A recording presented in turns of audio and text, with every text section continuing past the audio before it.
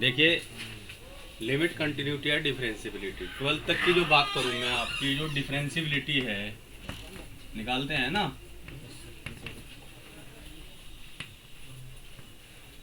जिसको हम हिंदी में बोलते हैं अवकलनीयता, ये निकाल ली होगी आपने। तो इंटर में क्या है कि सिर्फ इसका यूज ऐसे किया गया है एज डेरिवेटिव। क्या यूज किया गया है? डेरिवेटिव, यानी कि डी बाई डी एक्स निकालना। ठीक है, इसी के बिहाफ पे जो कुछ फार्मूले दिए गए हैं, जैसे साइन एक्स का डिफरेंशियल क्या होता है? Cos x. तो इस डेरिवेटिव के माध्यम से ही कैसे निकालते हैं? उसमें दिया होता है limit x tend to 0 f x plus H minus F x upon h. यही हमारा डेरिवेटिव है। क्या है? समझना आप इसे, यानी कि डेरिवेटिव मतलब अवकलज, हिंदी में इसको बोलते हैं अवकलज। ये डेरिवेटिव है, इसी को हम डी बाई डी एक्स भी लिख देते हैं। ठीक, इसी को ही हम, अगर इस फंक्शन को मैं यानी कि ये फंक्शन अगर हमारा y बराबर एफ एक्स है, उसके लिए है सारी चीज़ें, इसी को हम डी बाई डी एक्स भी बोलते हैं। इसी को ही हम एफ डैश एक्स भी बोलते हैं। इसी को ही हम वाई डैश भी बोलते हैं। ये सारी चीज़ें एक ही हैं। कहीं आपको वाई डैश लिखा मिलेगा, कहीं ये मिलेगा, कहीं पे ये मिलेगा। अच्छा, ये जो चीज़ मैंने बताई आपको, इसकी हेल्प से सारे वो फार्मूले जनरेट किए गए, समझ रहे आप, जिनको आप डायरेक्ट यूज करते हैं। और है ना एग्जाम्पल, अगर हम कहते हैं कि x की पावर n का डेरिवेटिव निकाल लिए, तो हम इसका निकालने के लिए ये चीज़ यूज नहीं करते, डायरेक्ट हम वो करते हैं कि हमें पता है nx माइनस n। कारण क्या है इसका पीछे? इनका जो प्रूफ है, इनका प्रूफ आपके सिलेबस में नहीं है। इसमें क्या, मैथमेटिक्स में कहीं भी, चाहे इंजीनियरिंग पढ़ लो चाहे कहीं भी पढ़ लो, कि आपसे कोई ये नहीं निकलवाने का कि हाँ भाई साइन एक्स को, इसको बोलते थे हम पहले फर्स्ट प्रिंसिपल। क्या बोलते थे? Find the value of differentiation, मान लिया sine x by first principle, यानी कि प्रथम सिद्धांत से साइन एक्स का अवकलन ज्ञात कीजिए। पहले क्वेश्चन आता था, अब ये क्वेश्चन नहीं आता। जब हम पढ़ते थे उस समय 12th में स्पेशली क्वेश्चन आता जरूर था इसका। तो उसमें क्या होता था, हम जो हमारा अलजेब्रा के फार्मूले हैं, या तो एक्सपेंशन वाला, जैसे x प्लस ए की पावर n का है क्या फार्मूला है, तो इस तरह के हम यूज करके करते थे। सिलेबस में आपके 12th तक छोटे मोटी डिफरेंशियबिलिटी समझाई गई है। ग्राफ से मैंने कल समझा था कि फंक्शन कंटिन्यूअस है तो डिफरेंशियल हो भी सकता है, नहीं भी हो सकता है। नोड बन गई, यानी कि नोक अगर बन गई कहीं, तो वहाँ डिफरेंशियबल नहीं होगा। तो छोटी मोटी सी डिफरेंशियबिलिटी निकलवाएगा, बाकी सारा आपका जो अवकलन है, डिफरेंशिएशन है, वो सारा इसी चैप्टर में कवर हो जाता है। और एक्सपेक्ट करूँगा कि जितने भी फार्मूलेस हैं,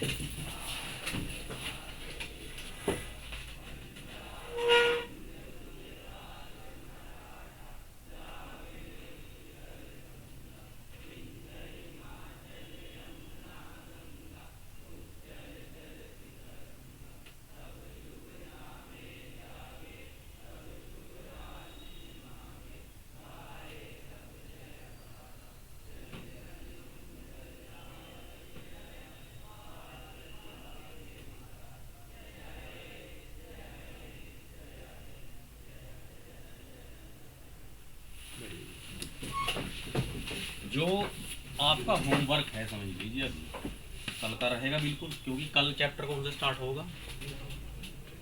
कौन सा होगा? इंटीग्रल आपका स्टार्ट होगा, समझ रहे आप। और इंटीग्रल जब स्टार्ट होगा, मतलब इंटीग्रल के क्वेश्चन करेंगे, हमें पता है कि डिफरेंशिएशन और इंटीग्रल एक दूसरे के रिवर्स है। जो फार्मूला हमारे डिफरेंशिएशन में यूज होंगे वही अपोजिट सेम टू सेम हमारे इंटीग्रल में होंगे। तो डिफरेंशिएशन के जितने भी फार्मूले हैं अवकलन के जितने भी फार्मूले हैं, ऑल फार्मूले आपको लर्न करने हैं। क्या करना है, एक पेपर या 2 पेपर पे लिखिए, ठीक है, अच्छा सुंदर सुंदर करके लिखिए कॉपी में अपनी, उसकी एक फोटोस्टेट करा लीजिए। अगर लर्न नहीं हो रहे, फोटोस्टेट को अपनी जेब में रखो, वो कॉपी में रखो, उनको बार बार रिवाइज करते रहना चाहिए, ठीक है। क्योंकि ये फार्मूले याद होंगे तो इंटीग्रेशन समझने में हमारे लिए आसानी होगी। यहाँ इंटीग्रेशन में क्या होगा, इंटीग्रेशन में एक तो टोटल जितने भी तरह का इंटीग्रेशन होता है वो सारा कवर होगा। कितने लेक्चर हैं उसके, 10 लेक्चर है उसके टोटल इंटीग्रेशन, और कुछ लेक्चर उसमें जो बाउंडेड रीजन बनते हैं उनका एरिया निकालने में। तीसरा डेफिनेट इंटीग्रल भी, वो सारा इसी में ही कवर होना। डेफिनेट इंटीग्रल है 12th में, लिमिट 0 to π/2, 2π है, -π to π है ना, जो 6 प्रॉपर्टीज लगाते हैं वो भी सारी चीजें। अब आप देखिए कि 10 लेक्चर में आपका ये सारा इंटीग्रल समझ आएगा। और आपने अगर 10 लेक्चर कंटिन्यू कर लिए तो ये मान के चलिए कि 12th में मैं नहीं मानता कि कोई क्वेश्चन ऐसा होगा जिसे आप करने के कैपेबल नहीं होंगे। लेकिन उसके लिए ये है कि अगर मैं यहाँ 1.5 घंटा पढ़ा रहा तो कम से कम 1 घंटा घर पे तो पढ़ोगे। अब सिर्फ यहीं के भरोसे रहोगे, देखो करना तो आपको ही पड़ेगा। ऐसा तो कोई टॉनिक नहीं है कि मैं यहाँ बता दूंगा आपको और आप बिल्कुल हाजिर हो गया हम तो कर लेंगे। क्योंकि मैथमेटिक्स में क्या होता है, अगर आप अपने हाथ से नहीं करते ना तो एग्जाम टाइम में फिर आपसे क्वेश्चन नहीं होता। समझ रहे हो आप? ये चीज़ इतनी क्लियर हुई। इस लाइन को लिखना चाहे लिख लो, डेरिवेटिव अवकलज इक्वल टू ये, क्योंकि इसके सारे एक ही फॉर्म है, फिर कंफ्यूजन क्रिएट होता है फिर बाद में। इसे लिखना चाहो आप लिख लो।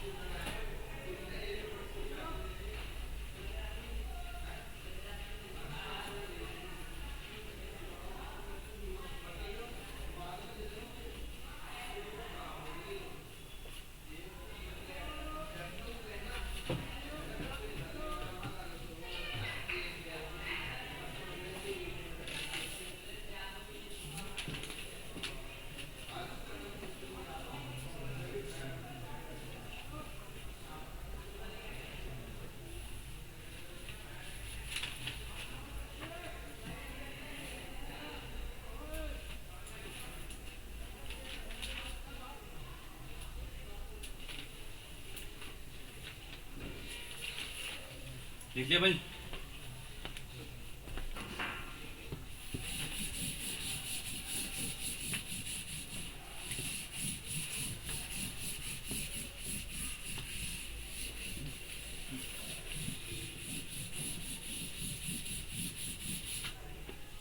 अब एक चीज और समझ लो आप। सबसे पहले हमने पढ़ी थी लिमिट, ठीक। लिमिट में हमने कहा था कि अगर किसी फंक्शन की left hand limit equal to और राइट हैंड लिमिट हो और ये फाइनाइट हो, ऐसा ना हो कि इनफाइनाइट हो, तो हम कहते थे कि लिमिट इसकी एग्जिस्ट करती है, यानी कि लिमिट इसकी है, ठीक है। लिखने के अलग अलग तरीके हैं इसके, कैसे लिखते हैं, जैसे लेफ्ट हैंड लिमिट है, इसको हम लिख देते हैं limit x tend to 0 minus fx भी लिख देते हैं, यानी कि 0 माइनस का मतलब लेफ्ट हैंड। अगर राइट हैंड में क्या कर देते हैं, 0 प्लस लिख देते हैं यहीं पे बस, ठीक है। एक तरीका ही हो जाता है। फिर हमने पढ़ी कंटिन्यूटी। क्या पढ़ी?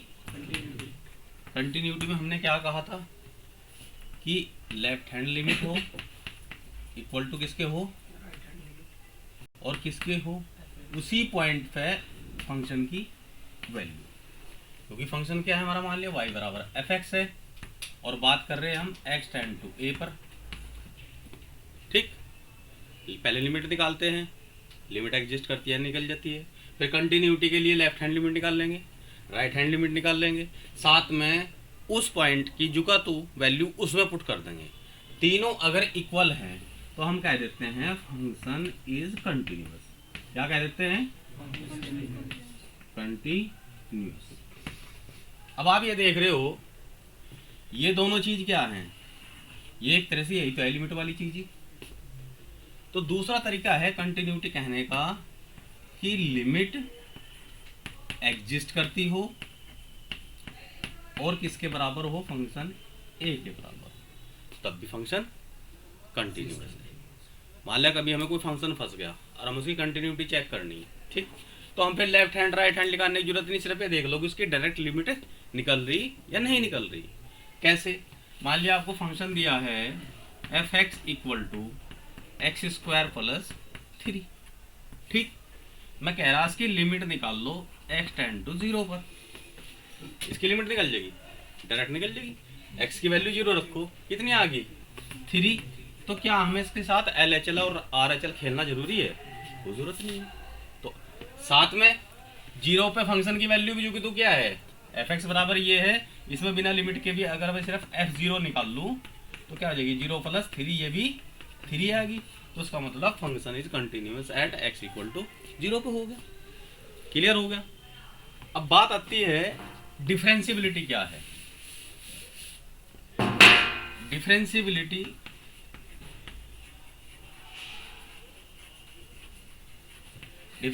ये कहती है, एक होता है left hand derivative equal to right hand derivative.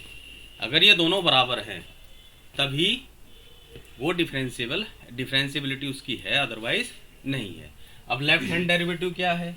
जैसे हम लिखते हैं ना, limit x tend to 0 minus F x plus H minus F x minus h minus F x upon h. ये तो लेफ्ट हैंड हो गया। राइट हैंड में क्या होगा? यहाँ प्लस आ जाएगा, यहाँ प्लस आ जाएगा बस। अगर ये दोनों इक्वल है तो हम कह सकते हैं डिफरेंशियबिलिटी इज एग्जिस्ट, जो भी पॉइंट उसने दिया हो। ग्राफ से मैंने बताया था आपको ये चीज थी कि अगर हमारे पास कोई ग्राफ है, ठीक, यहाँ कोई पॉइंट लूँ, ठीक, इधर से चलूँ चाहे इधर से चलूँ, तो यहाँ हमें एक ऐसी वैल्यू मिल जाती है जो इधर से जाने पे भी सेम आ रही है, इधर से भी जाने पे सेम आ रही है। तो उस स्थिति में कहते हैं कि फंक्शन की लिमिट एग्जिस्ट करती है। फंक्शन, इस फंक्शन में कहीं ब्रेक ना हो, कहीं से टूटा हुआ ना हो। अगर सब जगह यानी कि यहाँ से चल के आप इसको यहाँ तक जा सकते हो तो हम कहते हैं कि फंक्शन कंटिन्यूअस है। फिर मैंने एक चीज और बताई थी कि अगर किसी पॉइंट पे हमें फंक्शन निकालने हैं, डिफरेंशियबिलिटी, अगर उस पर कोई एक स्पर्शी रेखा टेंजेंट अगर हम ड्रॉ कर सकते हैं तो कहते हैं कि फंक्शन इज डिफरेंशिएबल। क्लियर है?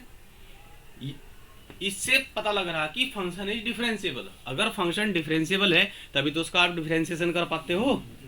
अगर वो डिफरेंशिएबल है नहीं तो उसका क्या डिफरेंशिएशन हो जाएगा? नहीं होता।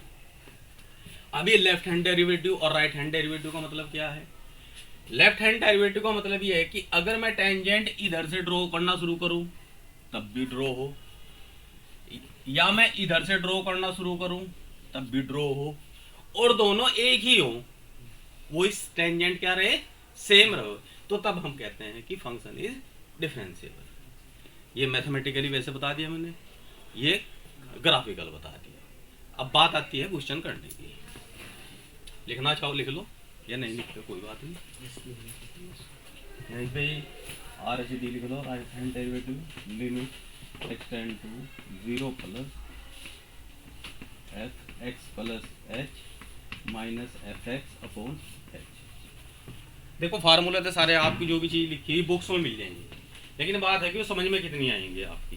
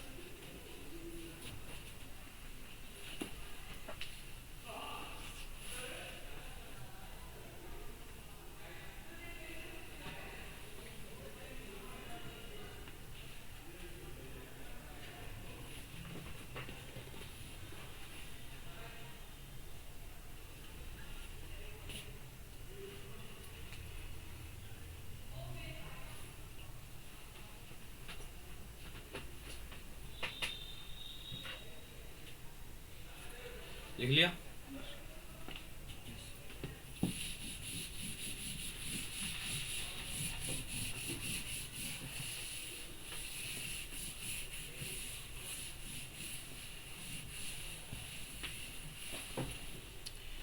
एक अगर आप एक्चुअल में कोई इस मैथमेटिक्स का कोई ऐसा एग्ज़ाम हो जो जिसमें ये मैथमेटिक्स आता हो, जैसे इंजीनियरिंग है या एनडीए है या और भी अदर डिफेंस के अंदर एग्ज़ाम है जिसमें ये चीज़ें आती हैं, और ऐसा मैथ करना चाहते हो कि हमें प्रॉब्लम्स ना हो, तो मैक्सिमम ग्राफ्स की प्रैक्टिस कराओ। ग्राफ्स आपको पता होना चाहिए, क्योंकि अगर आपको फंक्शन के ग्राफ पता है ना तो क्वेश्चन देखते ही सोल्व हो जाते हैं। फिर ये डेरिवेटिव डेरिवेटिव निकालने की भी कभी कभी ज़रूरत नहीं पड़ती। ठीक है,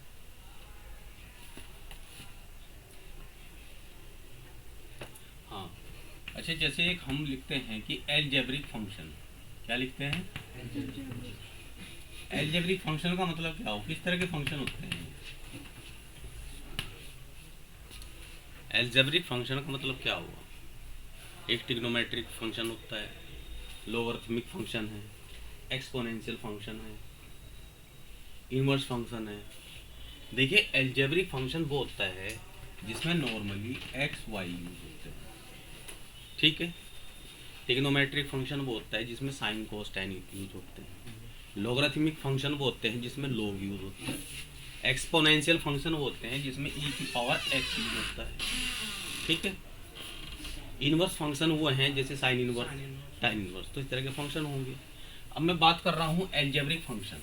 एलजेब्रिक फंक्शन इस तरह के हैं जैसे आपकी लीनियर इक्वेशंस है, क्वाड्रेटिक इक्वेशन है, क्यूबिक इक्वेशन है, बाई क्वाड्रेटिक इक्वेशन है, वो सारे के सारे क्या हैं? Algebraic function.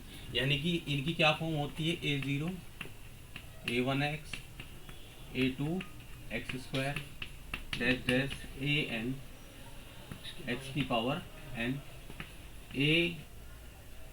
ai's belong to R and n belong to, आप इसको लिखेंगे z, और इसी के साथ an is not equal to 0। ये तीन चीज़ लिखी, समझ में आई कुछ? क्योंकि अधिकतर मैंने चीज़ें देखी हैं कि जो 12th तक के बच्चे हैं, वो चाहे यूपी बोर्ड के चाहे सीबीएसई बोर्ड के, उनके दिमाग में जाती नहीं है चीज़ें। आपकी कुछ ऐसी स्थिति है का कि है क्या चीज़ ये? हाँ भाई हंसिका, कुछ समझ में आ रही है चीज़ क्या लिखी मैंने? Z इंटीजर है और ये R रियल नंबर है। Z भी पॉजिटिव इंटीजर है, और R के ये AI's क्या है? ये बिलोंग्स टू R का मतलब रियल नंबर। तो रियल नंबर क्या क्या है, कुछ जानकारी है? क्या कहते हैं रियल नंबर? बताइए कोई, रियल नंबर क्या है? 0 से 1 2 3 इनफाइनाइट रियल नंबर। अच्छा, 1/√2 रियल नंबर है? 1/√2 ये रेशनल है। बैठ जाइए। देखिए, मैथमेटिक्स में हमें इन चीज़ों को क्लियर होना चाहिए। n set of natural number, इसके बाद चलिए नेचुरल नंबर आते हैं ना, कौन से हैं? 1 से स्टार्ट होते हैं। नेचुरल, नेचर का मतलब क्या होता है? प्रकृति। जो हमें प्रकृति ने दिया, यानी कि प्रकृति में जो हम गिनती में यूज करते आ रहे, वो सारे नेचुरल नंबर हैं।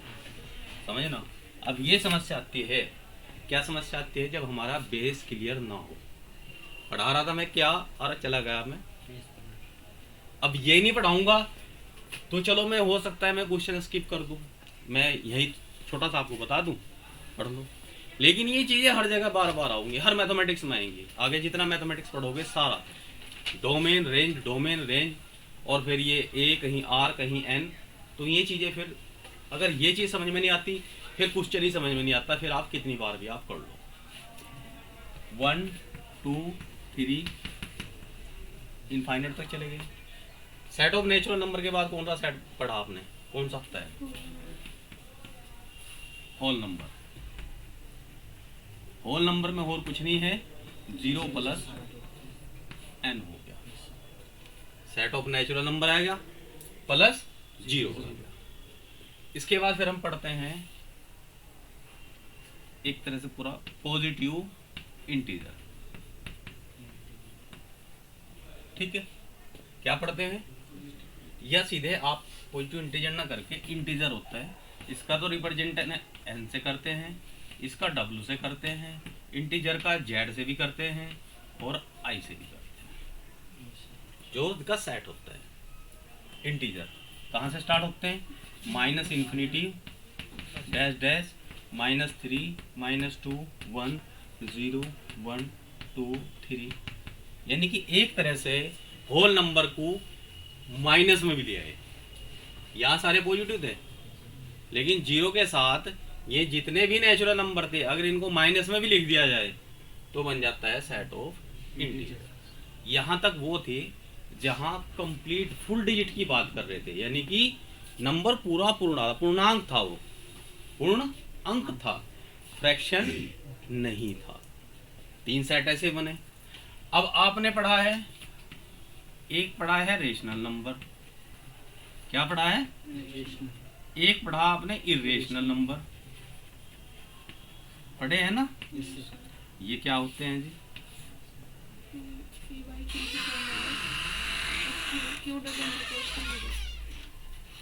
रेशनल नंबर क्या है, P by Q and Q is not equal to 0 and what is this, which is not that, they are irrational number। Rational को क्या बोलते हैं हिंदी में, परिमेय संख्याएं। ये तो पढ़ा होगा, 6 क्लास से पढ़ते आ रहे, पहला चैप्टर यही मिले। ये अपरिमेय संख्या, ये किन्हें बोलते हैं बताइए, परिमेय संख्या है। रेशनल नंबर किसको कहते हैं, ये तो डेफिनेशन होगी, a number which can be represent in the form of P and Q, P and Q are integer and Q is not equal to 0 is called rational number। अब दो reason है, एक रीजन समझ लो पहले कि Q is not equal to 0 क्यों है, क्योंकि अगर किसी भी रेशनल के अपोन में 0 आएगा, फ्रैक्शन में अगर अपोन में 0 है तो 1/0 या कुछ भी हो रैंडमली अपॉन 0 है तो इनफाइनाइट हो जाता है। इनफाइनाइट का मतलब अनडिफाइन है, तो इसलिए पहले कंडीशन लगा दें। बहुत जगह कंडीशन लिखी हुई मिलेगी, इज नॉट इक्वल टू 0, समझ रहे हैं आप। जैसे कि यहाँ मैंने लिख दिया an is not equal to 0, क्योंकि अगर हम an 0 हो गया कोफिशिएंट, an का मतलब कोई भी सारे 0 हो जाएं तो क्या ये एल्जेब्रिक फंक्शन रह जाएगा, नहीं। इसलिए हमने लगा दिया कि an is equal to 0 by 0 नहीं हो, चाहे कुछ भी हो चल जाएगा, 1/2 हो 1 2 3 कुछ भी हो, ठीक। n बिलोंग टू जेड क्यों लिखा मैंने, क्यों लिखा मैंने, इसलिए लिखा कि x की जितनी भी पावर हैं वो पॉजिटिव प्लस जो जितनी भी पावर्स हैं वो सारी की सारी 1 2 3 4 यानी कि ये वाली होगी, क्योंकि अगर पावर माइनस में चली गई तो क्या आ जाएगा 1/x स्क्वायर, तो एल्जेब्रिक फंक्शन रह जाएगा वो। इसलिए मैंने क्या लगाया कि n बिलोंग टू जेड। अब बात मैंने कह दिया ai का मतलब क्या है कि जितने भी a हैं ये क्या होंगे, रियल नंबर हो सकते हैं, रियली नंबर होंगे। अब समझो रेशनल नंबर का मतलब ये है, इसको अगर आपको समझना है रेशनल को, दो चीजें दिमाग में रखनी है आपको, ठीक। क्या, नंबर 1, जो चीज हमें एग्जैक्ट पता है, एग्जैक्ट जानते हो जिसके बारे में, उसकी फुल वैल्यू जानते हैं या उसका हमें पूरा पता है, तो उसको हम बोलते हैं रेशनल। वो नंबर हो चाहे कुछ है, आपके सिर में जो बाल हैं उनके जो नंबर्स है वो इरेशनल है, आकाश में तारे इरेशनल है। अगर मैं कहूँ इस कमरे की लेंथ रेशनल है, रेशनल है, मिजरेबल है, नाप सकते हैं आप। आपके बाल की मोटाई रेशनल है, रेशनल है, रेशनल है, क्योंकि कितनी मोटाई होगी, ज़्यादा माइक्रोन में होगी, वैसे तो मिलीमीटर में निकल जाएगी डेसिमल लगा के, नहीं है तो एंगस्ट्रॉम तो पढ़ा होगा, एक एंगस्ट्रॉम में कितने मीटर होते हैं, 10 की पावर, बैठ जाओ, ठीक है, तो वो मीजरेबल है। अब कुछ चीजें ऐसी जो मीजरेबल ही नहीं है तो उसे क्या करें कि हम रेशनल है या रेशनल नहीं है। फॉर एन एग्जांपल मैंने कहा कि √2 बताइए कि रेशनल है या इरेशनल, अभी इसी ट्रैक पे चलते हैं।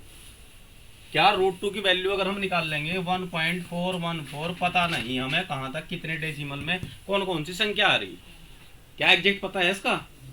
तो रूट 2 क्या है? रेशनल है, इरेशनल? इरेशनल।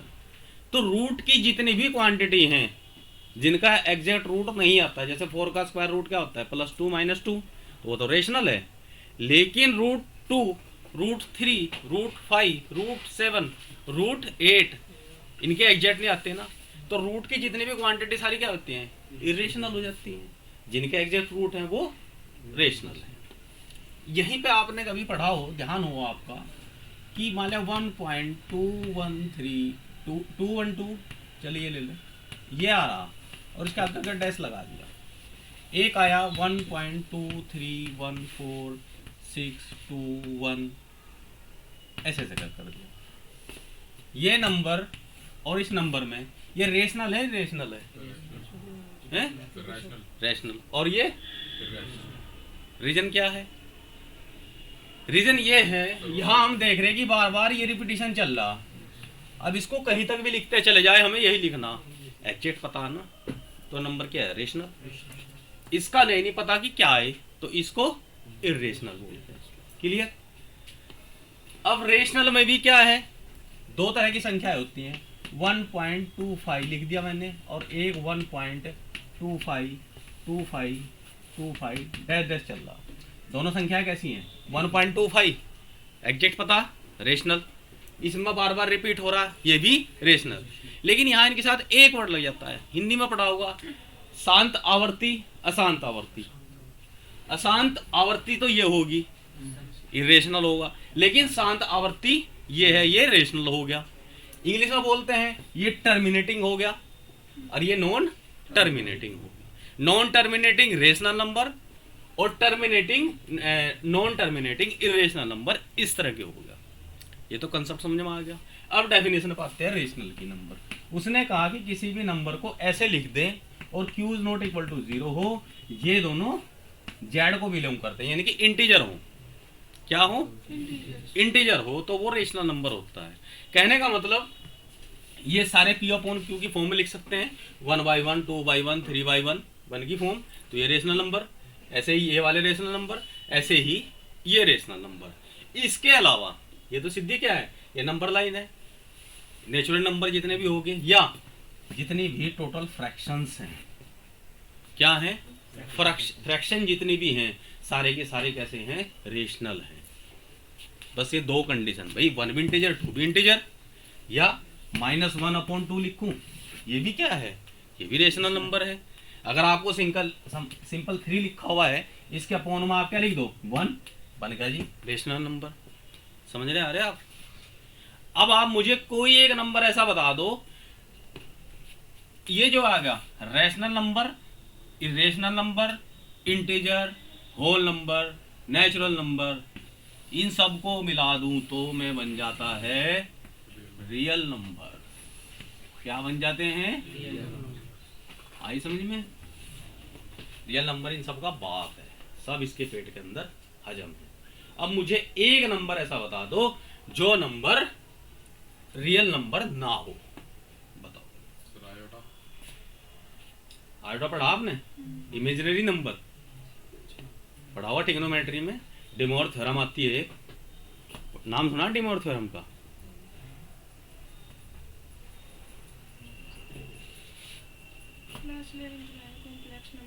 हमें वही तो कह रहे हैं, डिमोर थ्योरम आती है, ट्रिग्नोमेट्री में आती है। अब मैं तुम्हें अगर डिमोर थ्योरम पे लेके जाऊंगा, वहां आयोटा पे लेके जाऊंगा, तो फंस जाऊंगा, काम ही नहीं होने का पूरा। इसलिए से तो मैं ये रोकूंगा। तो जितनी भी संख्याएं आप जानते हो जिनके साथ ये ना लगा हो, आयोटा, क्या बोलते हैं इसको? आयोटा। इसका मतलब इमेजिनरी नंबर, इमेजिनरी नंबर। और इनको हम a + IB की फॉर्म में लिखते हैं, जहां a पढ़ा होगा ना, a रियल नंबर है और ये part real part of imaginary part. Actual में a और b हैं तो रियल नंबर ही, लेकिन ये जो बेशरम i इनके साथ आगे चिपक गया तो पूरा नंबर क्या बन गया? कॉम्प्लेक्स नंबर बन गया। क्या बोलते हैं इनको? कुंभ। क्या बोलते, सम्मिश्र, सम्मिश्र नहीं, हिंदी में बोलते थे इनको सम्मिश्री बोलते हैं ना, सम्मिश्र संख्याएं। ठीक है, तो अब कोई एक संख्या ऐसी बताओ बिना आई के जो मेरे रियल सेट में ना आए, रूट में हो, फ्रैक्शन में हो, कैसी भी हो, है कोई ऐसी आपके पास? ओमेगा भी है यार ग्रीक की बात थोड़ी कर रहा हूं मैं, नंबर सिस्टम की बात कर रहा हूँ। सर, वो भी तो भैया ना, क्यूब रूट ऑफ यूनिटी। वो अलग चीज है। अगर क्यूब ऑफ यूनिटी है उसकी 3 वैल्यू आती हैं, जिनमें से 2 वैल्यू कैसी हैं? आई वाली है ना। तो मैं रियल की बात कर रहा हूँ ना। ऐसा कोई नंबर हो जो इस सेट में ना आए, कंडीशन है कि इसके साथ आई ना लगा हुआ हो, है नहीं ना कोई नंबर। अब समझ रहे, ये रियल कितना बड़ा, आर कितना बड़ा है, ये कुछ दिमाग बढ़ा आपका। ये तो एक तरह से जैसे यूनिवर्स हो गया हो। ठीक है, इस चीज को गूगल पे पढ़ो, बुक्स में सर्च करो, समझा दिया मैंने, कहीं से भी आप इसको देख सकते हैं।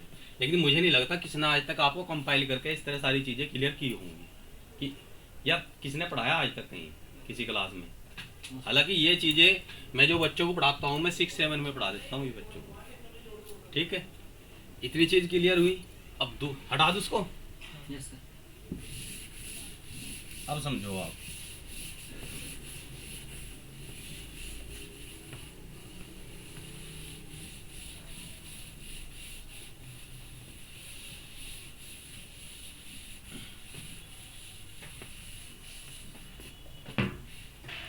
हम बात कर रहे हैं नंबर्स की। ठीक, नंबर्स हमारे पास प्रकृति में 2 तरह के मान लो आप। एक तो हो गया कॉम्प्लेक्स नंबर। क्या हो गया? जो कि हमारे a+ib की फॉर्म में लिखे जाते हैं, यानी कि इसमें भाई साहब ये आयोटा आ जाते हैं। दूसरा सेट हमारा बनता है रियल नंबर्स। क्या बनता है?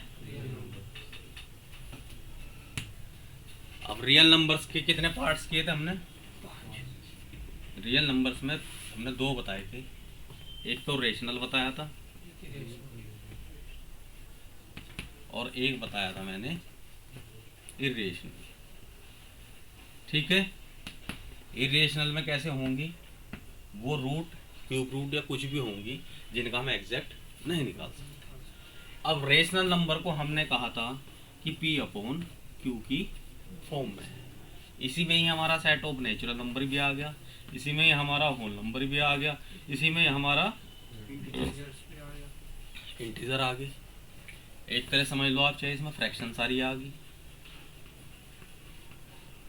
ठीक है, इस इंटीजर में ही माइनस इंटीजर और प्लस इंटीजर भी आ गए। ये माइनस की बात कर रहा, ये प्लस की बात कर रहा। और ये जो रियल नंबर है, इसी को ही हम मैथमेटिक्स में ये पढ़ते आए।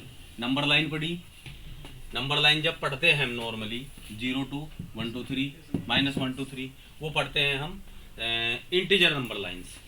लेकिन अगर रियल लाइन की बात करूँ तो फिर सारे नंबर आ जाएंगे इस पे, चाहे वो डेसिमल में है चाहे फ्रैक्शन में है। तो ये इतने पार्टीशन समझ में आ गए, क्योंकि बार बार ये चीज़ें परेशान करेंगी। कहीं सेट ऑफ नेचुरल नंबर लेगा, कहीं कुछ चीज़ें लेगा। ये चीज़ क्लियर हुई। अब चलते हैं, एक चीज़ ये समझ में आ गया आपके?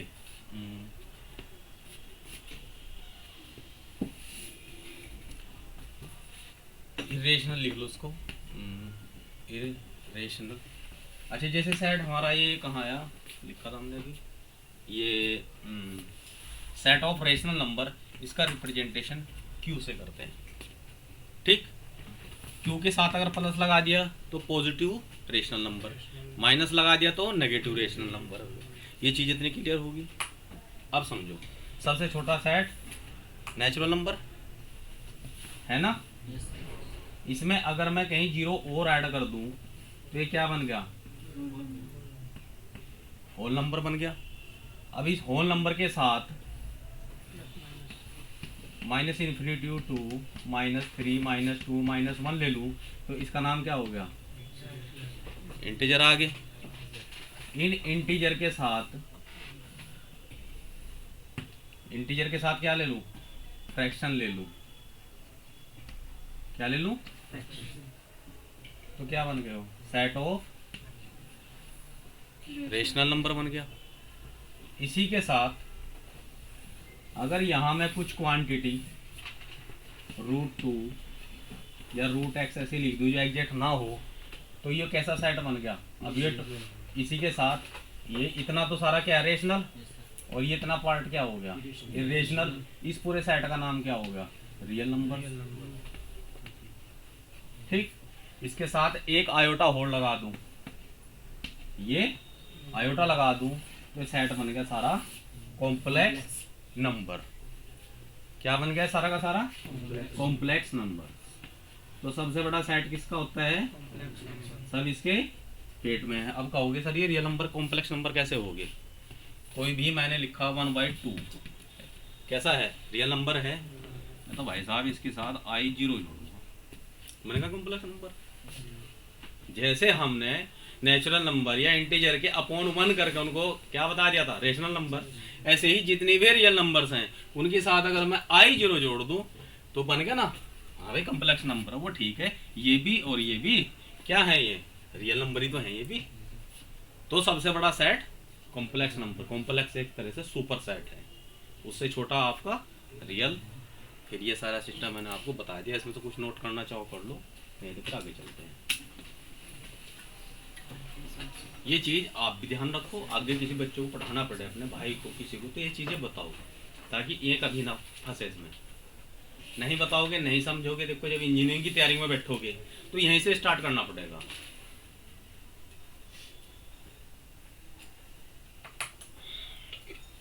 हालांकि ये सारी चीजें आपकी जो चैप्टर आपका सेट एंड रिलेशन है ना और फंक्शन, उसमें ये सब खत्म हो जाती है।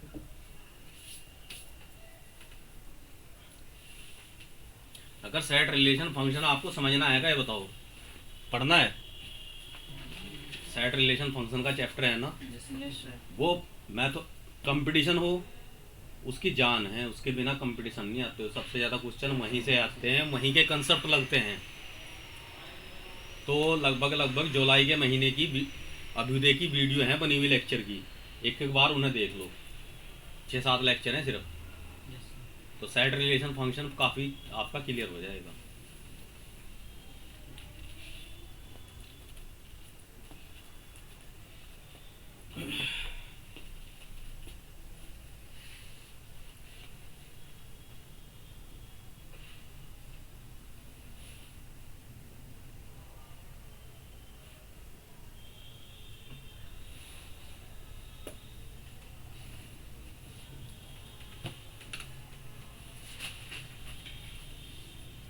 का हुआ कुछ क्लियर कंसेप्ट, वैसे तो पहले ही होगा तुम्हारा काफी को।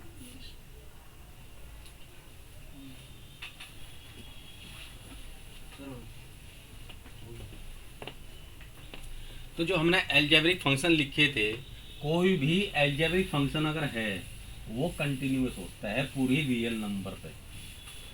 अगर कोई रियल नंबर का सेट है ना, x की वैल्यू कोई भी ले ले रियल नंबर में से, समझ गए ना, रियल नंबर में से x की वैल्यू कुछ भी ले लें, वो फंक्शन कंटिन्यूअस होता है, समझ गए। अगर कहीं एल्जेब्रिक फंक्शन दे रखा है तो पूछे कि क्या ये फंक्शन x = 1 पर, 2 पर, 0 पर, 3 पर कंटिन्यूअस है, कुछ नहीं करना, फार्मूला लगाना, कुछ नहीं, हाँ जी कंटिन्यूअस है। क्यों है भाई, हमें पता है कि एल्जेब्रिक फंक्शन कंटिन्यूअस होता है कहाँ पे, रियल लाइन पे। क्लियर हो गया।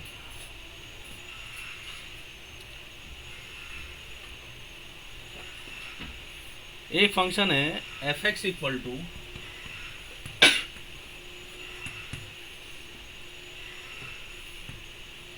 x - 2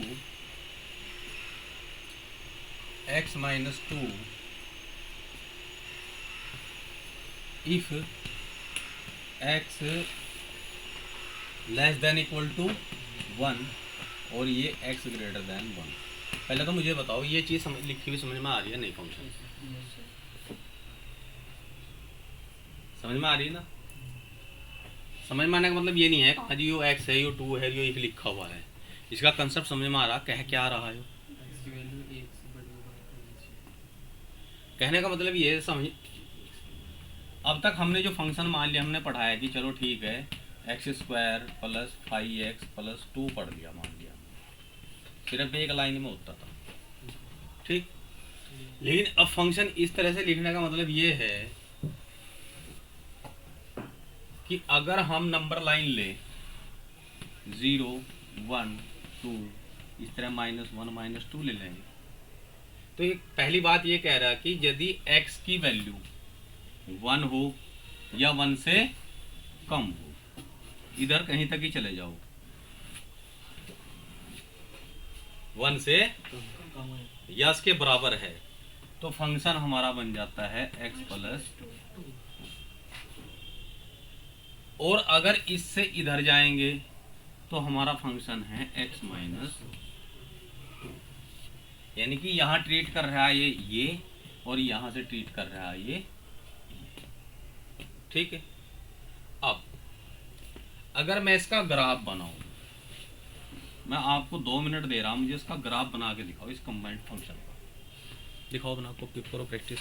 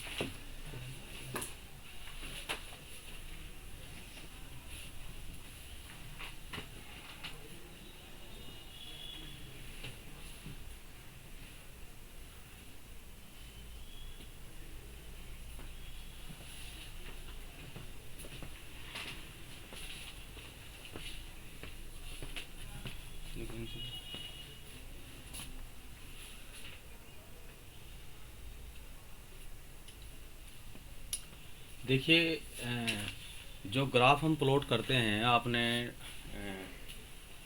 9th में पढ़ा होगा, कुछ पॉइंट लेते हैं, एक्स की कुछ कुछ वैल्यू लेके वाई की वैल्यू आ जाती है, जहाँ जहाँ पॉइंट होते हैं हम उनको मिला सकते हैं। तो इस चीज़ पर भी आपको काम करने की ज़रूरत है भी। ग्राफ हैं, चाहे वो मोड फंक्शन है, चाहे सिंपल है, ग्राफ जहाँ भी फंसे, वो चाहे भले ही परवलय का क्यों ना हो, पैराबोला का हो या इलिप्स का हो, किसी का भी हो, उन चीज़ों को आत्मसात करते चलें अगर आपको मैथ करना है। क्योंकि ये समस्या नहीं आ रही, क्योंकि बेसिक अगर आपका वीक होगा तो आप क्वेश्चन ही नहीं पकड़ पाने के। अब ये मैंने कहा, अब मैं इसकी मान लिया लिमिट निकाल लूँ या कंटिन्यूटी निकाल लूँ या डिफरेंशिएबिलिटी चेक करूँ, जब मुझे इसकी ग्राफ की प्रॉपर जानकारी नहीं है, मारते रहो टक्कर, कुछ हो जाएगा, कुछ भी नहीं होने का। अब हम अगर इसका ग्राफ प्लॉट करें, हालांकि ये आपकी बुक्स में नहीं इसने ग्राफ प्लॉट करके दिखा रखा है कि ऐसे ऐसे करना, नहीं, इसने डायरेक्ट ग्राफ दिया हुआ है। अब जब कोई चीज़ डायरेक्ट दे दी, बीच का तो दिया हुआ नहीं, क्योंकि वो चीज़ आपको 9th में सीखनी थी, तो फिर क्या होगा, फिर क्वेश्चन समझ में आ जाएगा आपको। पढ़ लो इसमें, बुक्स में आप ही की बुक है, ये जो बुक है आप ही की है, वो तो कहीं बाहर से तो कहीं नहीं पढ़ा रहा मैं। एग्जाम्पल नंबर 10 है इसमें। अब समझिए, पहले इसने इसकी बात की, यानी कि इस समय हम काम करेंगे इस पर, ठीक। x की वैल्यू, x कहाँ से कम है, ये हमें या तो 1 लेंगे या 1 से छोटा, ठीक। चलो x बराबर 1 ले ले, x बराबर 1 है तो y इक्वल टू कितना आ गया, x की वैल्यू क्या ले लूँ 2, तो y की वैल्यू 4, x की वैल्यू 3 ले लूँ तो y की वैल्यू क्या आ जाएगी 5। क्या मैं x की वैल्यू 0 ले सकता हूँ यहाँ, हैं? Yes, sir. ले सकता हूँ ना, अगर आप बना रहा मैं ले सकता हूँ ना। x इक्वल टू 0 तो y इक्वल टू कितना आ गया 2, माइनस चाहो माइनस भी ले लो। x इक्वल टू, अगर माइनस लेना चाहें, मान लिया x इक्वल टू -1 तो y equal to 1, x equal to -2 तो y equal to 0, x equal to -3 तो y इक्वल टू, हाँ तो गलती तो हमने करी थी। यस सर, हम लैब में चल रहा है। हाँ तो तुमने तो शुरू में तो कह रहा यहाँ से कहाँ होगी, ये हम नहीं ले सकते, ये चीज़ें हम नहीं ले सकते। x इक्वल टू 1 ले सकते हैं, x इक्वल टू 0 ले सकते हैं, यहाँ से y इक्वल टू 2 आया, 0 x इक्वल टू 1 पे कितना आएगा 3, x इक्वल टू 0 पर 2 2 माइनस पे हमने ले लिया, x इक्वल टू -3 पर y कितना आ रहा, -1 तो ये चीज़ें पॉइंट आ गए हमारे पास, इनके कोरस्पोंडेंस कोऑर्डिनेट निकाल लूँ, इससे कितना बनेगा ये 1 3 1 3 यस सर 0 2 -1 1 -2 0 3 और -1 निकल किसके कोऑर्डिनेट, किसके हुआ तेरा पपीता, किसका, इसका उद्धार हुआ अभी तो। ये 0 है, इसको 1 मान लूँ, 2 3 4 1 -2 -3 -4 1 2 3 4 -1 -2, इस तरह से हो गया हमारा। पहला कोऑर्डिनेट क्या है, x अगर 1 है, y कितना है 3, x 1 है y 3 है, तो पॉइंट हमारा ये आ गया ना। दूसरा x 0 है तो y कितना है, ये होगा ना या कोई और होगा। तीसरा है x इक्वल टू -1 है तो y इक्वल टू कितना है, ये भी तो +1 ही होगा ना, ठीक है ना पॉइंट भाई। इधर इधर प्लस होता है, इधर और इधर माइनस होता है। x इक्वल टू -2 है तो y कितना है, x इक्वल टू -3 है तो y इक्वल टू कितना है, इसकी सीध में आएगा ना यहाँ से, ये पॉइंट समझ में आए।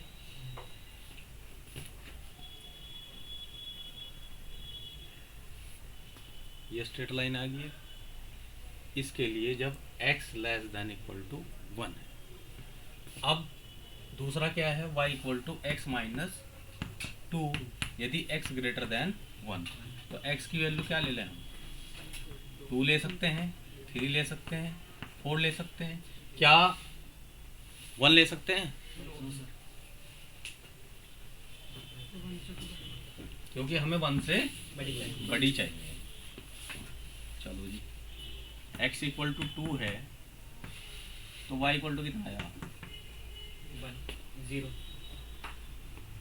x इक्वल टू क्या है 3, तो y equal to x equal to 4, तो y इक्वल टू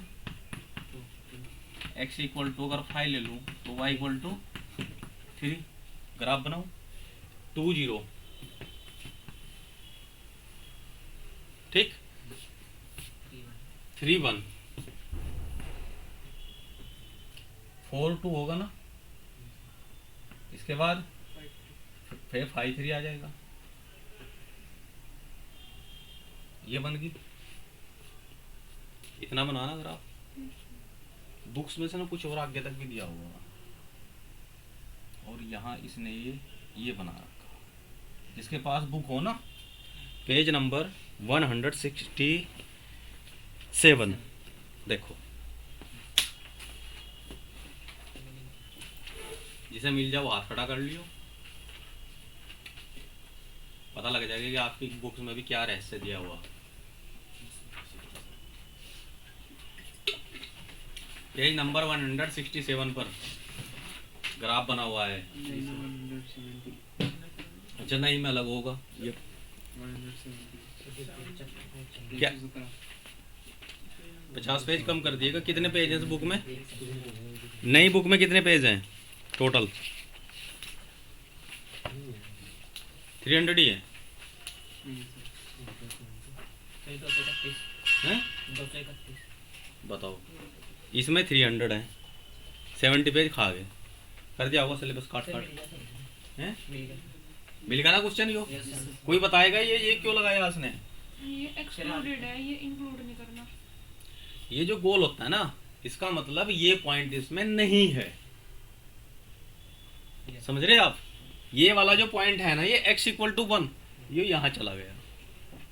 समझ रहे आप? क्लियर है? ये एक्सक्लूड का साइन है कि यहाँ पे जो 1 है ना, ये इस ग्राफ में नहीं आएगा। अगर ये डार्क कर देता तो उसका मतलब 1 इसमें इंक्लूड है। ये सेट रिलेशन फंक्शन में जब हम इंटरवल पढ़ते हैं, क्लोज इंटरवल, ओपन इंटरवल, तो वहां पे ये चीजें हमें बताई जाती है कि ये साइन किस चीज का काम करता है। दूसरा, इसने कहा अब ये यहाँ से स्टार्ट क्यों हो रहा है जी? हमने तो वैल्यू 2 से रखनी शुरू की, बता रखा है कि 1 से बड़ी चाहिए। 1 से बड़ी चाहिए। ये तो हमने ग्राफ बनाने के लिए अपनी सुविधा के लिए इंटीजर ले लिए। अन्य हम ऐसा तो लिख सके 1.0000001, तो नियरेस्ट इसके ही तो होगी, एग्जैक्ट 1 तो नहीं लेनी, तो उस पर भी y की वैल्यू आएगी। इसलिए ग्राफ एकदम जस्ट 1 के बाद से स्टार्ट हो गया। अगर मैं इसे लाइन को ड्रॉ करूं, क्या है ये x इक्वल टू 1 है ना, ठीक है।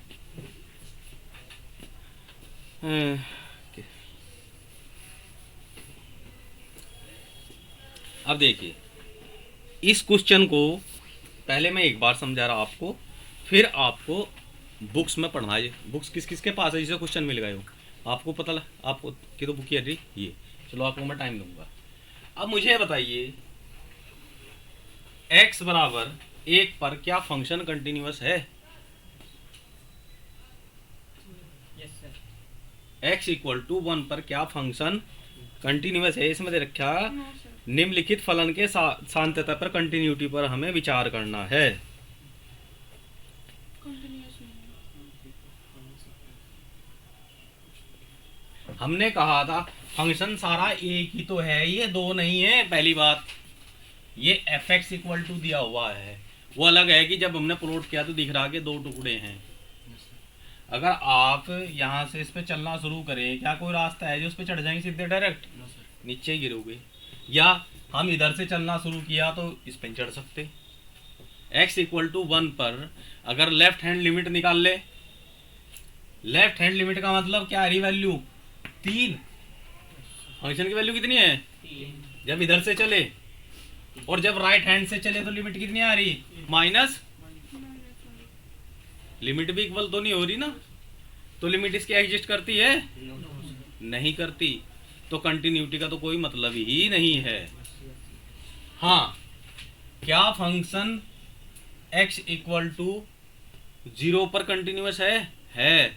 इधर से जाएंगे तो यहां तक कंटिन्यूअस है, यहां तक कंटिन्यूअस है, यहाँ पे कंटिन्यूअस है, यहाँ भी कंटिन्यूअस है, लेकिन यहाँ कंटिन्यूअस फंक्शन नहीं है ये। अगर पूछे क्या ये फंक्शन कंटिन्यूअस है तो आप कहोगे नहीं। अगर वो पूछे आप पर्टिकुलर पॉइंट पर कंटिन्यूअस है तो वो हो सकता है, नहीं भी हो सकता है। ठीक, अब आपकी बुक्स में इसने लिखा है, क्योंकि इस क्वेश्चन को मैं इसलिए समझा रहा हूँ, इसमें टोटल जो आपका बेस है ना वो सारा क्लियर है। जितने भी क्वेश्चन इसमें आगे पीछे जितने भी आएंगे, फिर आपको इतनी दिक्कत नहीं होगी। इसने अब 2 कंडीशन ली।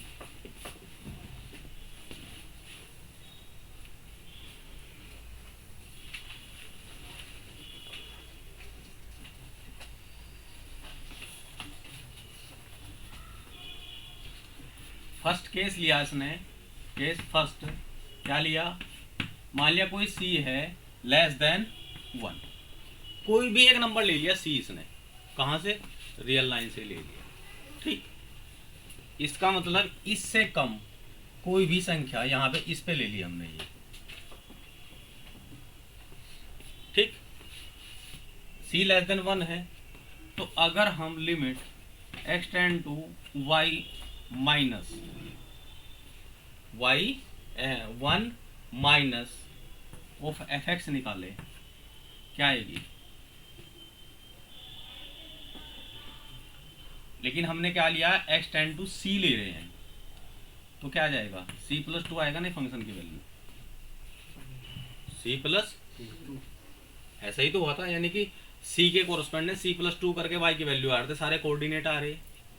डायरेक्ट fc निकाल लूं, fc निकाल लूं तो कितना आ रहा? वो भी c प्लस 2 आ रहा। ये तो लिमिट करके निकाल रहा मैंने, यानी कि ये क्या करके निकाल रहा? x tend to c, function की वैल्यू x, तो c मैंने यहां रखा तो c प्लस 2 बन गया। एक c पर ही डायरेक्ट वैल्यू निकाल रहा हूं फंक्शन की, निकालते हैं ना fc, यस सर, वो भी कितनी आई? c plus 2। Yes sir, limit है यस एग्जिस्ट कर रही, किसके बाद इक्वल है? फंक्शन की वैल्यू के बराबर है।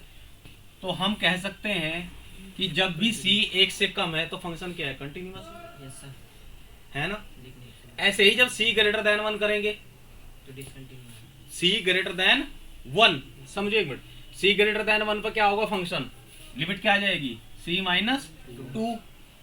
डायरेक्ट फंक्शन की वैल्यू निकाल ले, यहां इसमें c रख दे, तब भी क्या आ रही है? -2। इसका मतलब लिमिट भी एग्जिस्ट कर रही 1 के राइट हैंड में, इधर चले तो लिमिट एग्जिस्ट कर गई और फंक्शन के इक्वल है, तो इधर भी फंक्शन कंटिन्यूअस है। वही चीज मैंने आपको मौखिक बताई थी, यहां से इधर चलोगे तो फंक्शन सारे पॉइंट पे, कोई सा भी पॉइंट कहीं ले लो या डॉट कहीं भी ले लोगे आप, सब जगह कंटिन्यूअस है। लिमिट कहां चलेगी? x पे चलेगी इसके कोरस्पोंडेंस, यानी कि x की यहां से लेके कोई भी वैल्यू ले लो, फंक्शन कंटिन्यूअस है। इधर आप कहीं भी चले जाओ, इस पर भी कंटिन्यूअस है। कंटिन्यूअस यही तो नहीं है बस, बराबर ऊपर नहीं है बस, बराबर ऊपर नहीं है।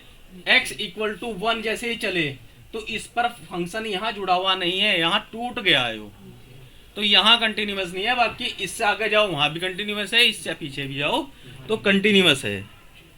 अब देखो c इक्वल टू 1 दिया हुआ है, लिमिट क्योंकि 1 पे क्या है? लेफ्ट हैंड लिमिट कितनी आ रही? 3। राइट हैंड लिमिट कितनी आ रही? -1। तो क्या लिमिट लेफ्ट हैंड लिमिट और राइट हैंड लिमिट इक्वल है? नहीं है। जब लिमिट इक्वल नहीं है तो क्या फंक्शन कंटिन्यूअस हो जाएगा? नहीं हो सकता। उसी कंडीशन में यहाँ लिमिट भी एग्जिस्ट नहीं कर रही भाई, जब लेफ्ट हैंड लिमिट तो 3 आ रही, राइट हैंड लिमिट 1 आ रही। तो इसमें आप एक बार इस एग्जाम्पल के सॉल्यूशन को पढ़े, 2 मिनट पढ़ेंगे। आपसे पहला पढ़ा था ये चैप्टर, तो हो चुका आपका ये, तुम देख कर वैसे भूख भाग जाती होगी ना। पढ़ो से जरा एक बार, अब पढ़ के मुझे बताओ कि पूरा पूरा सॉल्यूशन पढ़ो उसका, कि कितना समझ में आया अब ये। अंशिका भाई समझ में आ रहा? Yes sir. कुछ बेनिफिट होगा ना इसमें इंडिया में? होगा। सेम ही क्वेश्चन आया हुआ है ये। थाई से जैसे। हाँ, 2 की जगह 1 दे देगा, यस सर। उस 1 को भी हटा देगा। अगर ये 1 2 हटा दूं ये 2, तो मोड फंक्शन बन गया। ये अगर हटा दूं मैं तो मोड बन गया। मतलब सिर्फ क्या है कि यहाँ माइनस लगाएगा, यस सर। प्लस 3 दे देगा, 4 दे दे, कुछ भी दे दे। जब हमने एक क्वेश्चन कर लिया तो और भी हम उसके कॉरेस्पॉन्डेंस कर सकते हैं। Yes sir. कंपटीशन में यही तो होता है कि अगर उसी तरह कोई क्वेश्चन आए तो हम उसी ट्रैक पे एकदम चल दें। Yes sir. Limit continuity function का सबसे बड़ा तरीका करने का एग्जाम में यही है कि हमें उसकी ग्राफ पता होना चाहिए। अगर ग्राफ मैक्सिमम पता लग गया ना तो कुछ क्वेश्चन करने की जरूरत ही नहीं है। समझ में आया? Yes sir. या है कोई चीज इसके सॉल्यूशन में जो ना समझ में आई हो? नहीं सर। सबसे पहले पढ़ाते हैं क्वेश्चन आपने जब पढ़ाया गया स्कूल में, कब किया था ये? नो सर, नहीं तो इस तरह का क्वेश्चन एक्सरसाइज में बहुत दिए हुए आपके। Yes sir. मतलब ग्राफ से नहीं समझाते सर, मतलब ऐसे ही बताते सर। अब मैंने जो बताया क्या आपकी बुक्स में है या नहीं है? Yes sir. थोड़ा और एक्स्ट्रा पढ़ाया होगा तो नहीं तो क्या यस होगा? सर। हाँ भाई, समझ में आ गया? अगर कोई सिंगल डाउट भी, कोई एक पॉइंट का भी डाउट है तो डिस्कस कर लो, क्योंकि वह समस्या फिर दूसरे क्वेश्चनों में भी आएगी। इंजीनियरिंग का मैथमेटिक्स ऐसे ही पढ़ा जाता है। वो नहीं चलता कि d/dx कर लो और वैसा कर लो, वो तो बहुत छोटी चीज़ें हैं मैथमेटिक्स में। सिंपल कैलकुलेशन करना या डिफरेंशिएशन करना, इंटीग्रेशन करना, वो आसान चीज़ें हैं। इस मैथमेटिक्स से पढ़ने वाला भी बचता है और पढ़ाने वाला भी बचता है, क्योंकि इसमें भेजा फ्राई हो, इसमें भेजा फ्राई होता है। जो बुक में दिया हुआ मैं उस तरह का जुगा तो चिपका देता है, मतलब भाई लेफ्ट हैंड निकाल लो, राइट हैंड निकाल दो, और ऐसे ऐसे। लेकिन मैंने क्या किया, क्यों दे दी 15 मिनट 10 मिनट इस क्वेश्चन को? पहले मैंने इसका ग्राफ प्लॉट किया ताकि आगे आप क्वेश्चन करें, कोई ग्राफ कंफ्यूज कर रहा कि कैसे बन गया, तो तब आप इस तरह ड्रॉ कर सके। मैंने कल आपको एक फंक्शन दिया था, शायद था y इक्वल टू x, अगर x ग्रेटर देन 1 है, नहीं x ग्रेटर देन 0, ठीक। और एक दिया था y equal to x square यदि x less than equal to 0 हो। इसका ग्राफ देख के आना। आप लोगों ने देखा ही, समझ रहे? यहाँ पे मैं जो चीज़ कह दूँ ना कि इस चीज़ को देख के आना, आप पे प्रेशर तो नहीं है कि समझ के आना, ये तो नहीं कहा था कि समझ के आना या याद करके आना, भाई देख के आना, एक बार पढ़ लेना, फिर यहाँ फिर अलग ही मजा आता है, कंसंट्रेशन अलग ही रहती है। यार मेरी समझ में घर पे नहीं आई, खैर वो चीज़ मेरी यहाँ समझ में आ गई। ठीक है, बुक्स में आपका दिया हुआ, कोई जरूरत नहीं है लिखने की इसको।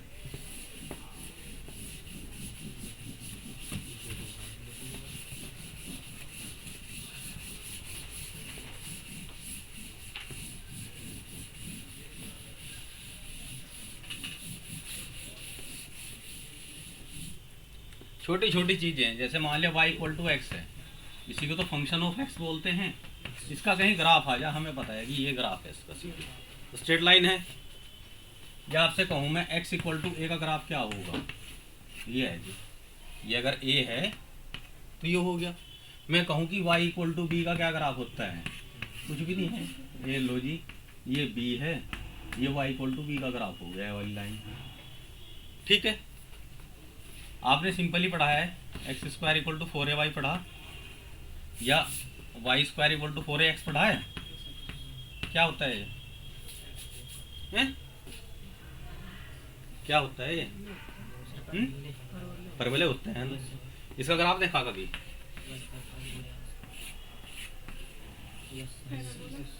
ये होता है ना, ठीक है।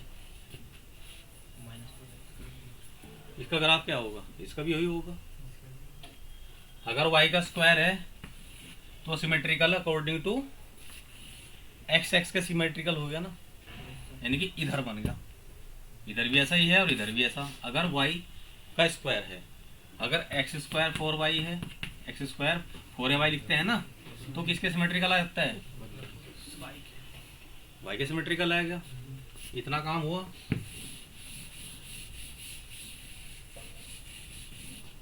मोड का ग्राफ बनाओगे, मोड का ग्राफ आता है ना y equal to mod x। इसका मतलब क्या होता है? y इक्वल टू एक्स, अगर x greater than equal to 0, और इक्वल टू माइनस एक्स होता है यदि एक्स लेस देन 0। जब इसका ग्राफ प्लॉट करते हैं, हमने अभी बताया ये जो ग्राफ है ये पूरा पूरा y इक्वल टू एक्स है, लेकिन जब x पॉजिटिव तो y भी पॉजिटिव, लेकिन y माइनस एक्स क्या देगा, x चलेगा नेगेटिव पे, y चलेगा पॉजिटिव पे, तो ये टुकड़ा यहाँ की बजाय इधर चले जाएगा, तो ये y equal to mod x का ग्राफ होगा। ठीक है, इसी तरह ग्रेटेस्ट इंटीजर का होता है, उसमें क्या चलता है, जैसे 1 2 3 हो गया, उसको हम बोलते हैं स्टेप फंक्शन भी बोलते हैं। ये इस तरह का ग्राफ बनता है। क्यों बनता है इस तरह का ग्राफ? ये क्योंकि ग्रेटेस्ट इंटीजर का ग्राफ ना क्या होता है, बताओ कोई भी, मैंने कल बताया था आपको भाई, थोड़ा सा देख के आना, बताओ।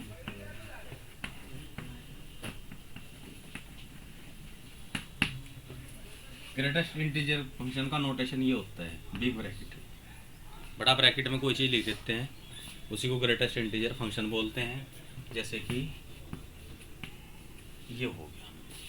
अब ये काम कैसे करता है, इसी कंडीशन है, यदि x कोई भी नेचुरल नंबर या होल नंबर होता है या इंटीजर होता है तो उसकी वैल्यू सेम आएगी वही। एग्जाम्पल समझ लो, मान लिया मैंने लिखा है 1, ठीक, तो उसकी वैल्यू 1 आ गई।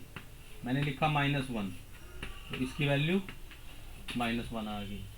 कुछ भी मैं लिख दूं वो एज इट इज रहता है जब वो पूरा पूरा हो, पूर्ण हो, यानी कि टुकड़ों में हो।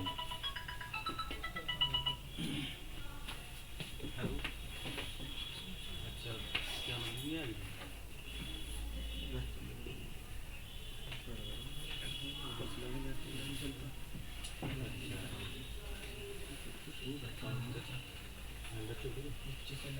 बच्चों की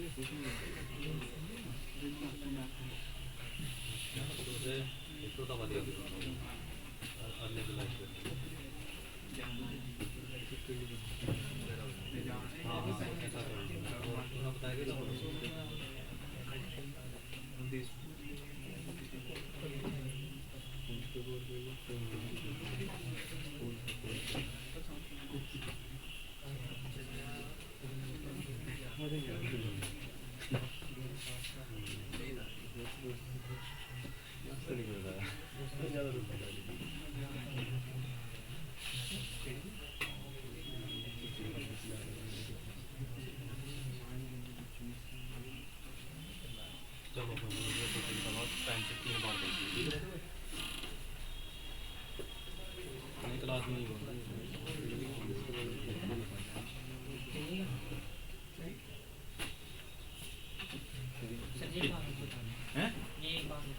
ग्रेटेस्ट इंटीजर फंक्शन अभी बताऊंगा, चिंता ना करो।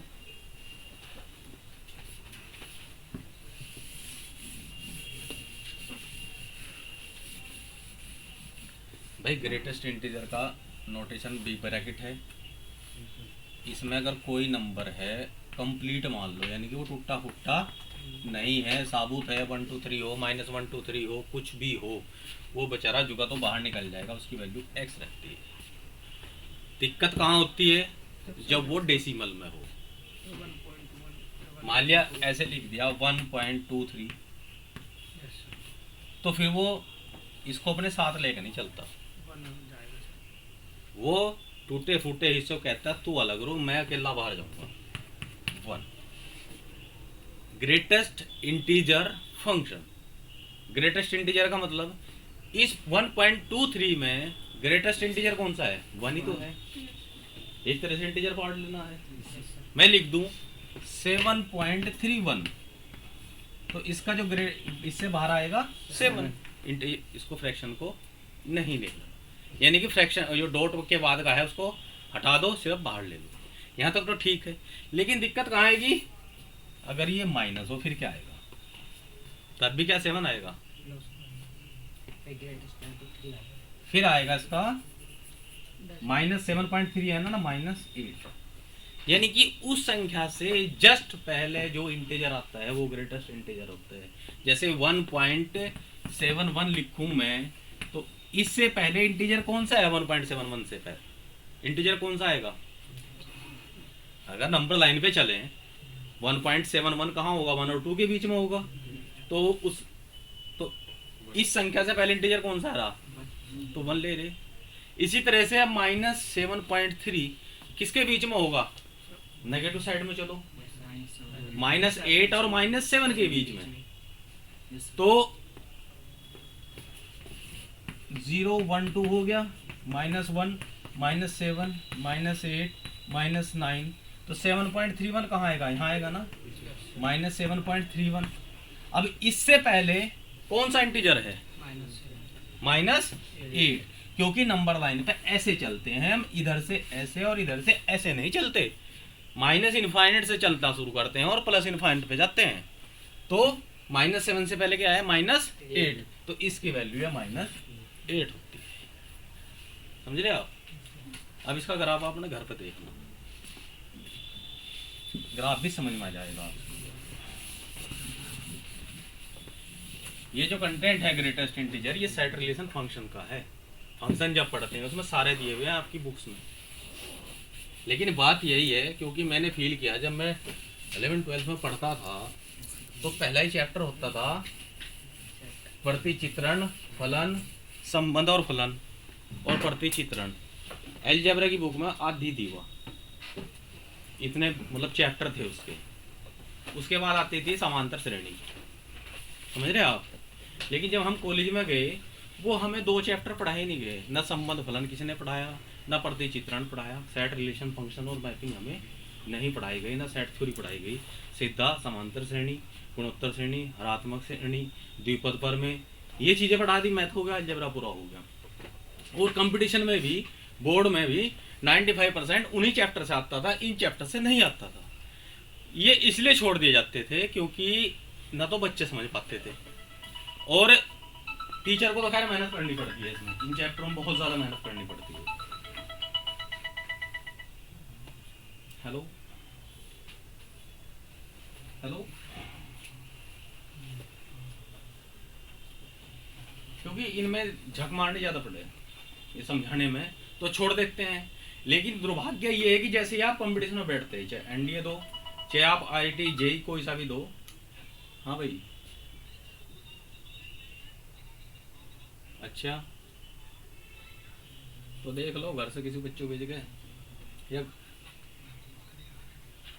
कुछ वालों ऐसी बात होगी तो मैं घर ही चले जाऊंगा, फिर उसके दोनों चलेंगे।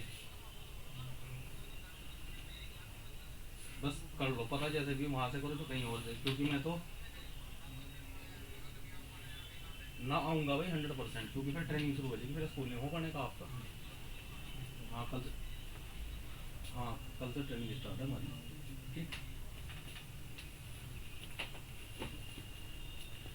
ठीक है भाई, ये क्लियर हुआ आपको।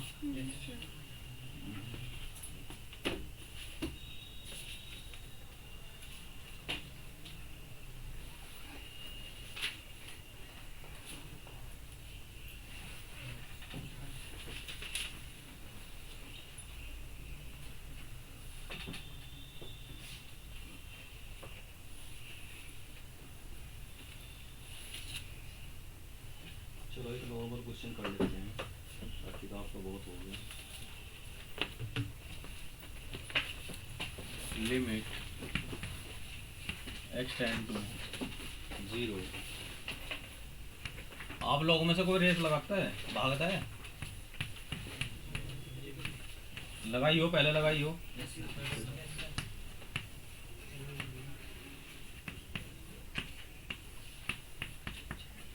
बताओ किसी ने लगाई? कितना भागते हो, क्या किलोमीटर भागते हो? 1 किलोमीटर, 2 किलोमीटर, 2-2.5 किलोमीटर। सांस कितनी देर बाद फूलता है? 1 किलोमीटर के बाद या आधे किलोमीटर के बाद? 1 किलोमीटर ठीक ठाक भाग लो, ठीक है। आप जो है ना 1000 मीटर बिना टेंशन फ्री भाग सकते हो, ठीक है। और मैं आपको अगर 100 मीटर भगाऊं तो क्या आपकी सेहत पर कोई फर्क पड़ेगा? बस इस क्लास का यही समझ लेना। मैं आपको जो है ना लगभग 3000 मीटर दौड़ाऊंगा, और 3000 मीटर पर जो आपका बोर्ड है ना वो बस सिर्फ ये मान लो आप लगभग 500 मीटर है। जब इतने में आप स्ट्रॉन्ग हो जाओगे तो क्या यहाँ दिक्कत रहेगी आपको? बस ये थीम रखना। जब हमें समस्या ज़्यादा बड़ी हो ना तो विचारों को अपना बड़ाई करना पड़ता है। हेलो, ठीक है। देखो लिमिट निकाल किसकी, 2017 एनडीए।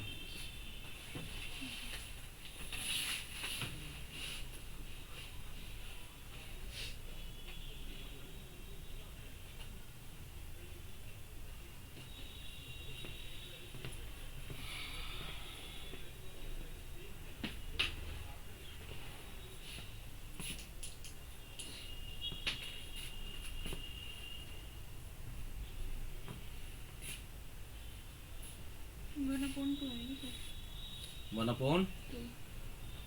टू। चलिए एक आंसर तो है, और बताओ भाई।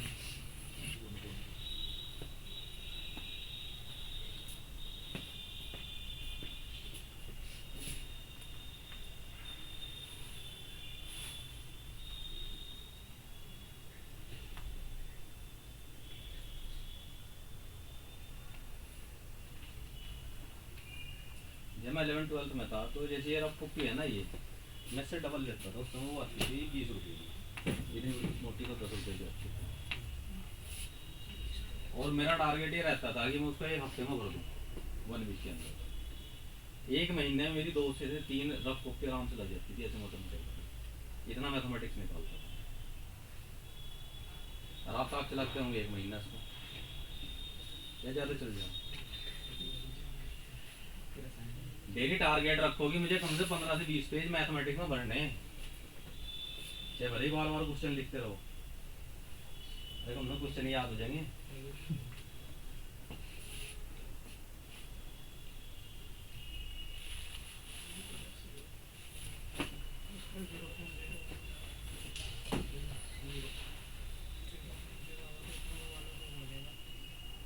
इसको पहले डिफरेंशियल करना पड़ेगा। हाँ कर लो। देखो मैंने बताया था अगर कहीं पे 0/0 है, इंडिटरमिनेंट फॉर्म बनती है, then what we have to do, L'Hospital लगा दो। उससे पहले मैं एक चीज़ और बताई थी, फैक्टराइजेशन से भी हो जाता है और एक्सपेंशन से भी हो जाता है। Yes sir. अगर इसको एल हॉस्पिटल लगाएं, 0/0 तो बन ही रहा, e की पावर 0 1 -1/0 आएगा, 1 से 1 तो 0/0 तो हो गया। डिफ्रेंसिएशन करें तो e की पावर x -1/2x आ गया, अभी भी 0/0 बन रहा है ना। Yes sir. एक बार और लगा दें, e की पावर x/2, x की वैल्यू 0 रख दो, 1/2। 1/2 आएगा। एक तरीका ये है, ठीक है। लेकिन 12th में आप एल हॉस्पिटल रूल थोड़ी इतनी जल्दी लगाओगे, इसको करेंगे आप अलजेब्रा के मेथड से। e की पावर x का एक्सपेंशन क्या होता है, ये पढ़ा नहीं है, बताओ तुमने पढ़ा तो होगा ना यार, ऐसे बैठ जाओ जैसे पढ़ा ही ना कभी, ये यस सर, पढ़ा। पढ़ा ना ये। Yes sir.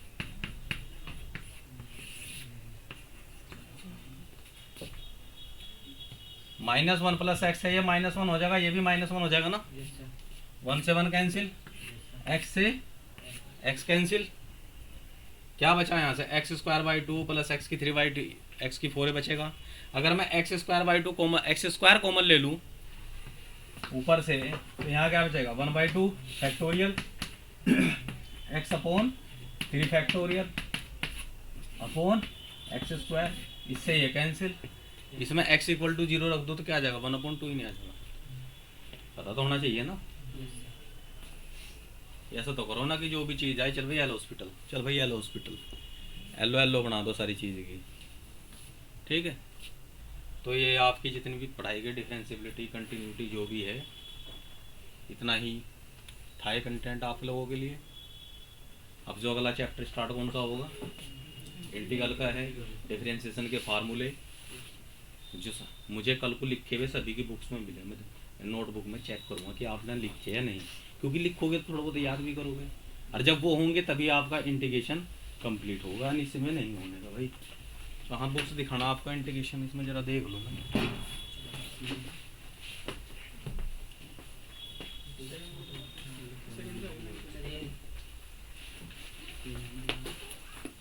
डिटरमिनेंट मैट्रिक्स तो पढ़ लिए होंगे। अच्छा वो तो इंटीग्रेशन तो दूसरी बुक में है ना। सर ये वो पढ़ ली साथ दिखाना, स्कूल में करा दी ना जैसे इंटीग्रेशन तो।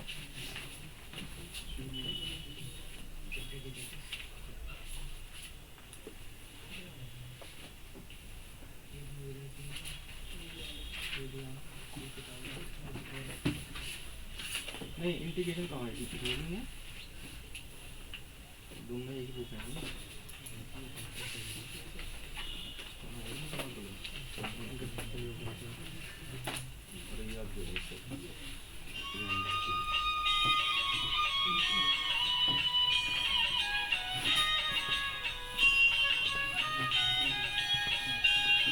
ये बुक मुझे देगा जाना, कल दूंगा मैं, ठीक है। हेलो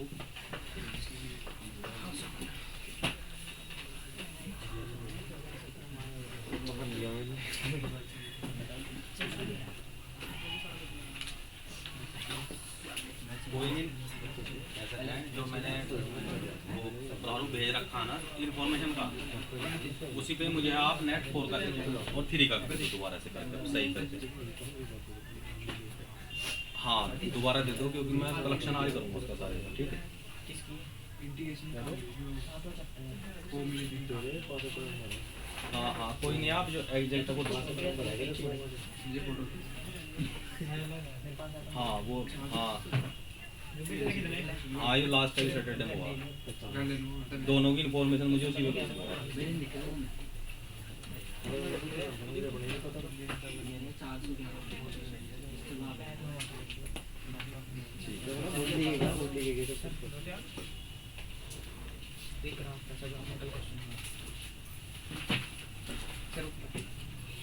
ये एक्स स्क्वायर वाला।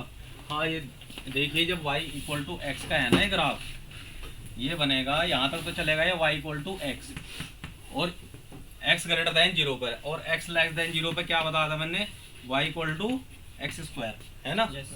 अगर x स्क्वायर है तो किसके सिमेट्रिकल बनेगा पैराबोला, y के, तो y के सिमेट्रिकल कहाँ जाएगा ये, तो यहाँ से ये ऐसा बनेगा, कर्व आएगा ना इसमें, क्या आएगा, कर्व बनेगा, सीधा स्ट्रेट लाइन नहीं बनने की इसमें, ये ग्राफ होता है।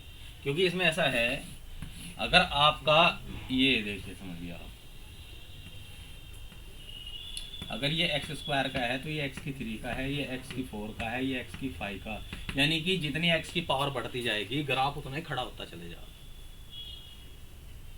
ये भी आपकी इसमें ही है, ठीक है।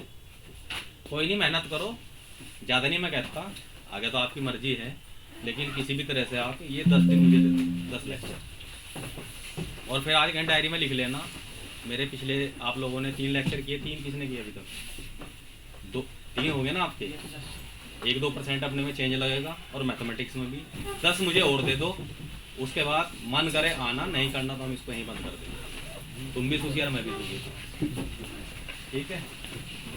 बुक्स देना भाई इंडिकेटर वाली मुझे।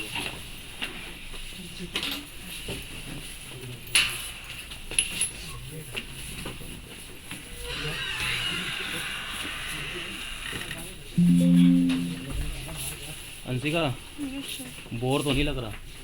नहीं सर, अभी वो ऐसे अटेंडेंस होगी 300 की। अटेंडेंस किसी को नहीं, उन्हें कह दो, वो फॉर्म लेंगे आज ही, वहीं से कर लीजिए।